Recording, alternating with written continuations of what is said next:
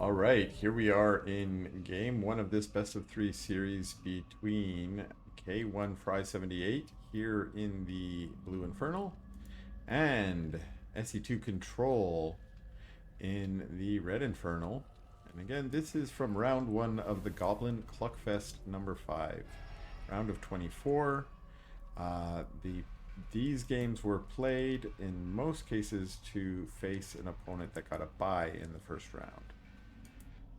Maybe it was 23. Can't remember exactly how many players we had. I actually have not cast any of Control's games before, but Control is high ranked on the ladder. So I'm happy to have a couple of his replays in this pack.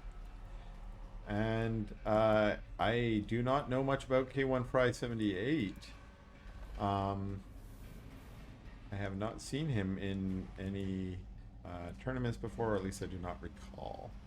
So I don't have much there. Maybe K1Fry was born in 1978. If so, that is the year I was born, and now you know I am an old man.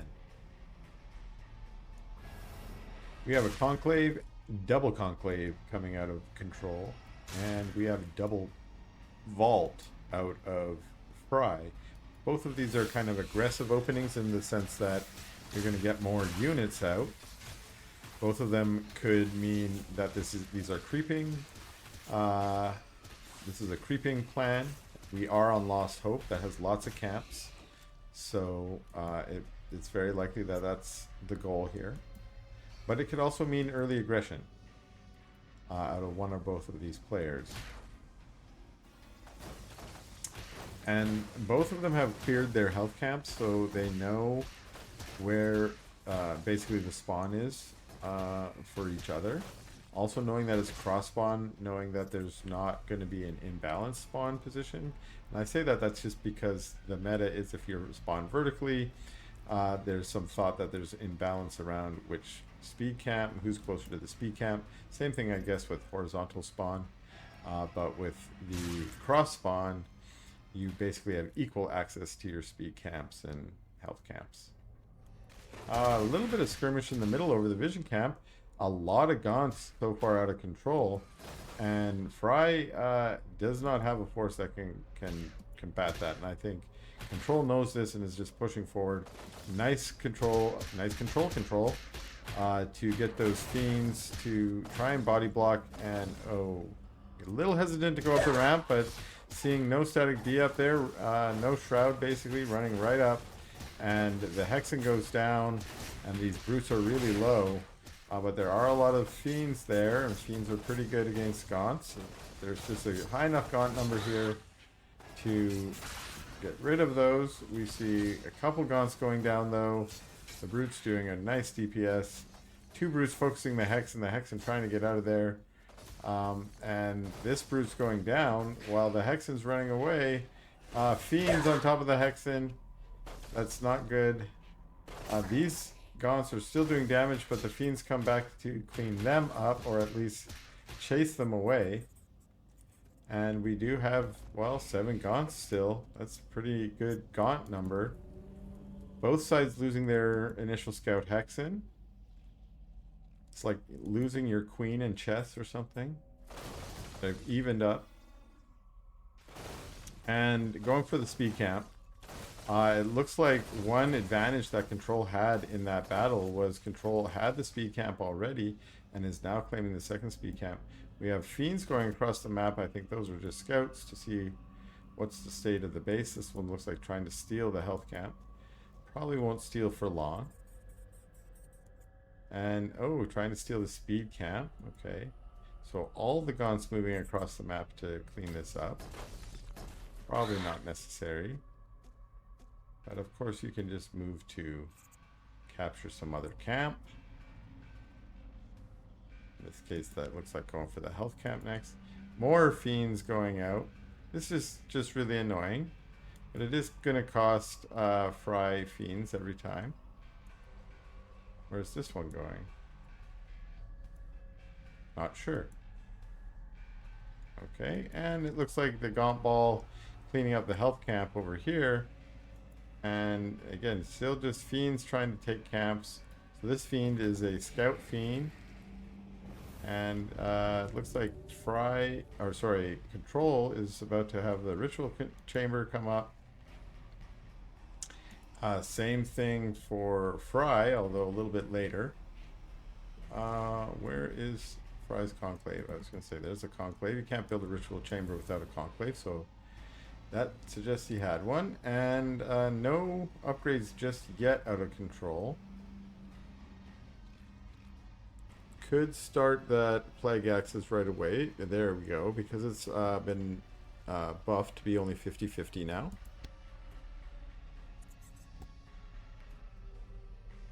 Finally retaking the health count. There's a fiend hiding back here. Scout when a third is taken, and Fry has taken his third. And I've mentioned this in other casts, but you see your opponent scout your third that maybe you have or have not yet built yet. That's a good hint that they might be expoing to their third at that time. Plague Axe is almost done here for Control. And what about Fry? Not even started yet for Fry, but remember Fry opened double vault. We have a second conclave going down now. And so Fry does not have as many gaunts out on the map. Has some brutes, has some gaunts. Whereas Control is going pure gaunt right now, which is one style I've seen definitely out of higher ranked Infernals in the early game, is going pretty much all gaunt. If you commit to them, you can sort of commit a lot of your Therium to the gaunts and get those upgrades right away, and then transition into, you know, Weavers if you've got a Conclave heavy build, and if you have vaults as well, then you can start adding some of those other units as well. But I do notice that some Infernals go almost really heavy into the gaunts, almost pure gaunts, and try and get a good engage in the mid game and try and end the game. Maybe that's what we're seeing out of Control here. Although again, we're on Lost Hope, we are cross spawn, and we are Infernal versus Infernal, and that means let's just try and creep the whole map. Interestingly, neither has really staked a claim to the center. Of course, there is the farm of Control there. But sometimes you'll see Infernals start throwing down some Shroud Stones here. Sounds like there's some lag. Yes, lots of it from both players. That's not good. Not sure where these two players were located, actually. I think Control might be Korean, but like I said, I don't know Fry. So it's possible they're on different continents, but now we see the Vision Camp being taken, and it looks like we've got Reaper's Rush now on the way. So again, this is another way that this Gaunt heavy style goes. You get those upgrades kind of fast, although... Are you still lagging? Yes, okay, so this is not good. Some of those gaunts, that might be a lag issue there. Uh-oh, so... Okay, so a little bit of good manners out of Fry there to disengage from the army when Control claimed to be lagging and not being able to move, and I think... No, I'm not sure I would be doing that in a tournament play,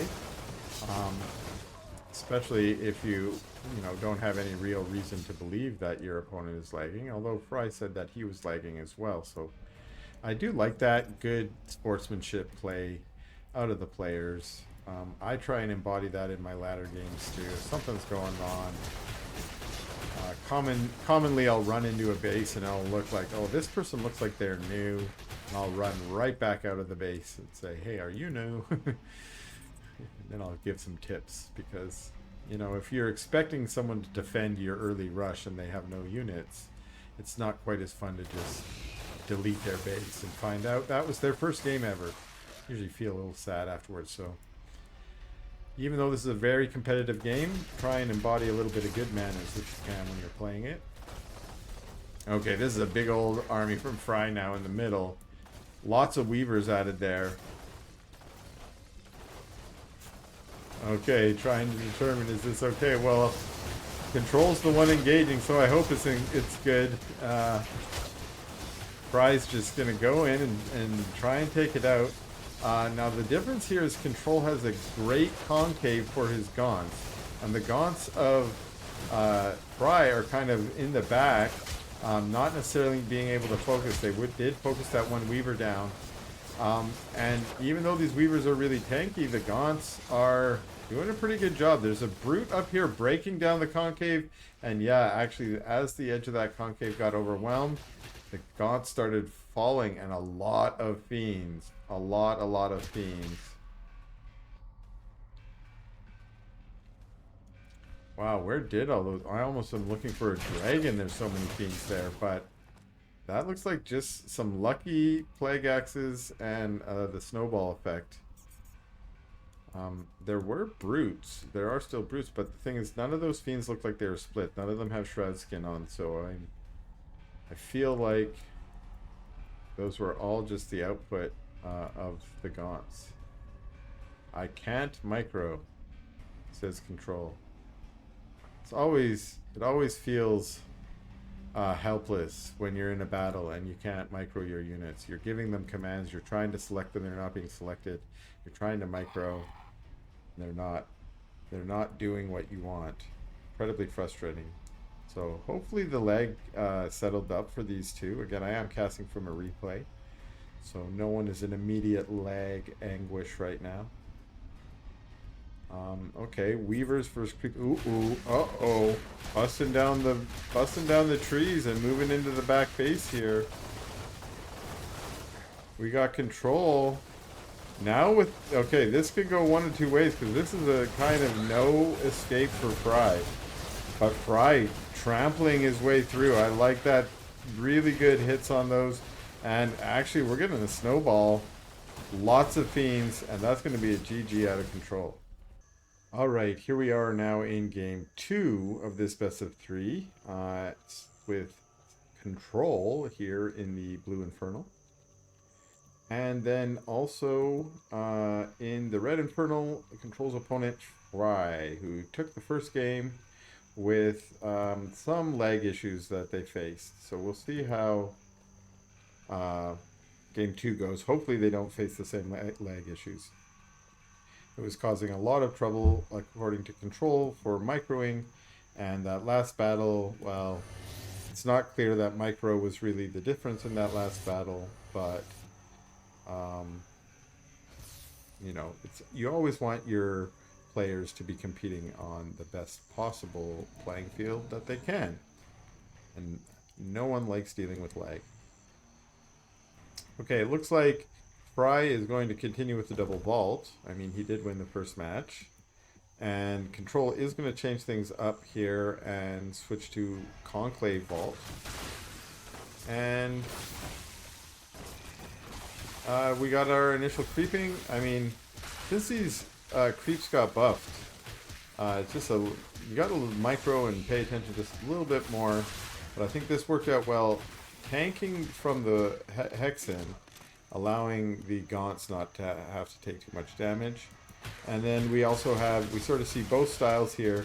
That Brute getting split, you see the Shroud Skin on those two. And this, just different style. The gaunts can kind of creep a little better, at least according to sort of how we understand things, because you don't have to split them, or none of them are lost or die. And when you're creeping with the single Brute against host line 2, you usually have to split it. It's not really going to survive that, unless you want to lose some fiends or tank with your Hexen a little more. I guess you could tank with your Hexen. That might be one strategy. But again, when you creep with your Brutes, you usually end up with a larger sort of sea of fiends, because usually this initial creeping, you don't have Plague Axes yet on your gaunts, so you're not getting any fiends that way. You're only getting fiends from your Hexen and the Skulls of Shedda. But when you have to split your Brutes, you end up with a little extra fiends, and that can be useful for a fiend run by, Or if you run into those gaunts out on the map, maybe you can get a little surround on some of those gaunts or run behind them, body block and such. Can be helpful. Now Fry here, retreating back from that camp, and I thought we were going to get some pressure from control. But yeah, maybe deciding, do I go back and deal with this fiend or do I keep moving forward? And deciding to take this energy camp, but also sort of reveal the position of the army and the composition, which is enough for Fry. That actually signals to Fry, don't do your creeping, and I get stuck in this all the time. I see the enemy moving out, being a little aggressive, and I'm like, I'm gonna go take a creep camp, and now I'm stuck fighting creeps for 30 seconds when I should be running my units back. So this is what I like a little bit better. You send a single brute, although the whole army is coming. Yeah, so that brute was probably just the first to arrive. But when I do this, I'll try and box off some of my units and leave them outside so that I'm not always revealing to my opponent the full composition of my army. Because when I see my opponent do that to me and I see their army and I say, hey, I can beat that, then I want to move across that map and go challenge them. And I do not want to give that advantage to my opponent. So control now creeping this map, and Fry, I guess, deciding it's safe enough to creep this map. But 4 brutes is not a great army to creep this camp with. You're going to lose a lot of brutes and fiends. Fiends go down pretty fast to this big guy. What's he called? The Bruiser. I think it's 3 shots. Boom. That one takes 4, I guess, with the effigy. Maybe it's 4 shots. So actually maybe only losing 1 of the brutes. So not that bad.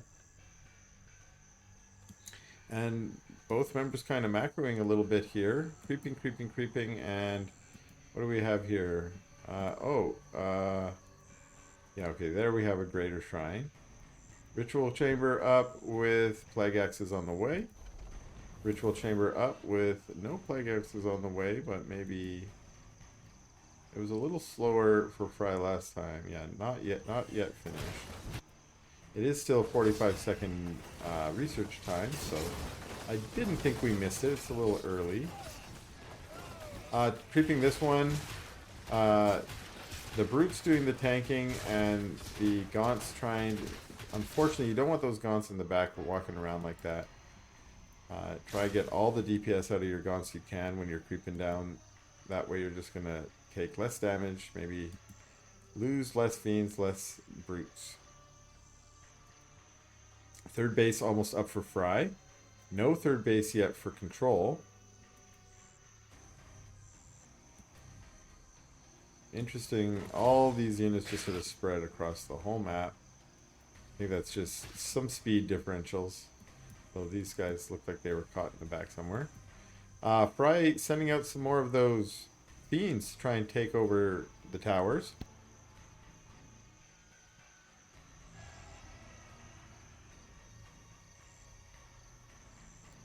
Also with the cheeky fiend right here. Sorry, I had a little coughing fit there. Okay, and now we're into that fiend on fiend meta. How many fiends did you send to the tower? You sent 2. Well, I sent 5. 5 is more than 2. 5 beats 2. And again, this fiend up here trying to capture this tower, and these fellhogs saying, actually, we've already claimed this tower, and you cannot claim it from us without defeating us in combat. I like the positioning here, going straight for the Therium shrine instead of positioning right up next to it. You can always make a second one, and I sometimes do at this location. Secluded Grove is just not great for thirds. This is okay, so you sent 5, I will send 17 gaunts and a bunch of feet. And I do like that that wasn't the whole army.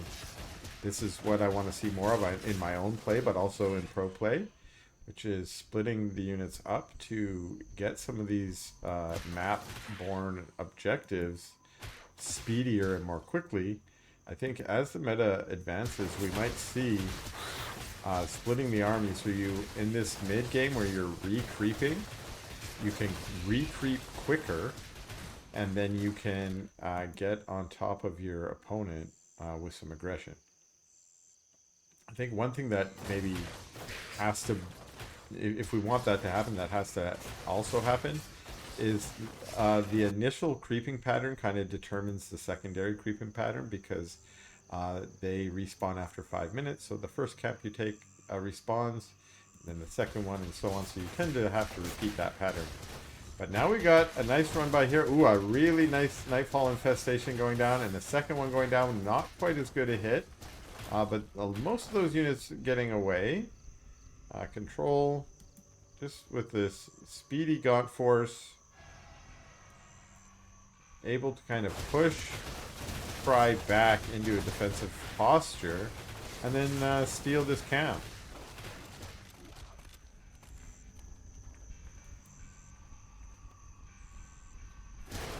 And now we're going to see an engagement, an effigy going down, so that Control gets the Plague Axe activated on his Gaunts. Some of his Gaunts running around in the background, which, again, you don't really like to see that. That means their DPS is not being counted right now, and that may have been enough to have a little bit of a pushback there. That effigy running out of time, but now it's Fry who's being pushed back into a static D. There is, of course, the manifested Shroudstone there. 2 more Weavers coming, and it's hard to see really who has more there, but I think Fry had just a slightly bigger ball. Now, what are you doing, Mr. Weaver? Maybe Miss Weaver. I kind of think Weavers are female. That's just my headcanon. I don't know why, I just think they are. I didn't realize that Weavers actually have 2 big long toes on their front feet. It's kind of cool. I like that. Back here doing creeping out the Luminite again, and this army from Fry looks like it's pushing forward a little bit. Now, what does that mean? Scanning to see, trying to see if there's any expansion in the middle. And is he going to try and be aggressive with this? This base still just trying to pop up, whereas this one's pretty much finished. Of course, this was the 3rd expansion pattern for Control, whereas Fry went here. Now Fry is going to be getting that Luminite much better, but actually with the Macro Shrine there, able to get some good Therium as well. So maybe with slightly better macro position right now is Fry, because with that Macro Shrine up to basically 4 bases when this base comes down, and Control not yet at 4 bases, and with no, I mean, this is his Luminite, sorry, his Therium Shrine, and this is long distance mining. You can see he's got 13 on there. That's not inefficient with 13 on there. It's probably getting a little bit of an increase of income from the 13th drone, or 13th imp, when you normally wouldn't expect that. Scout farm, and we now have the center being claimed by Control. So instead of going for a 4th base off in the top there, trying to be aggressive and get that center position, taking out the scout farm, scouting the scout farm, and now we have a dragon here. We do have, it looks like a bigger force from Control here, because it doesn't look like all of Fry's units have made it here. And, oh, taking out the effigy. The effigy with those hilarious bugged voice lines. Apparently they are wars. And whenever they die, they just sound so much in anguish. I think it's so funny. Of course, hopefully they'll fix those soon. And okay, more creeping over here. I was like, what was there was an imp hiding there, taking out the, I'm like, was that Weaver chopping trees? That would be cool. I often thought that Weavers should be able to do something with trees, either just like step right over them, like they just walk over them, or they can just crush them, kind of like a mag. Not that Infernals really need more ways to deal with trees, but just, I think that's cool and fits their theme. More scout farms. More scout farms. Another shrine going down here. But we now have, it looks like we're going to have some combat over the center, which is often how these IVIs go in secluded groves. And wow, a massive battle here. Some Shadow Flyers contacting the dragon, but the dragon not going down. A couple good, or Nightfall Infestation going down for Fry. And wow, it's hard to even see who's getting any traction here, although it does look like control is starting to gain the push forward, and a Magmadon push with lots of good stomps going there as these units of Fry are fleeing out. Onto the static D of Fry, though, that looked like it might have helped, but two of those Shroud Stones going down really quickly, and it's just a lot of Fiends here and a lot of infested Gaunts fleeing back now to the safety of the natural, although there's not a lot of static D there to help, just the quicker reinforce time helping in the defender's advantage here.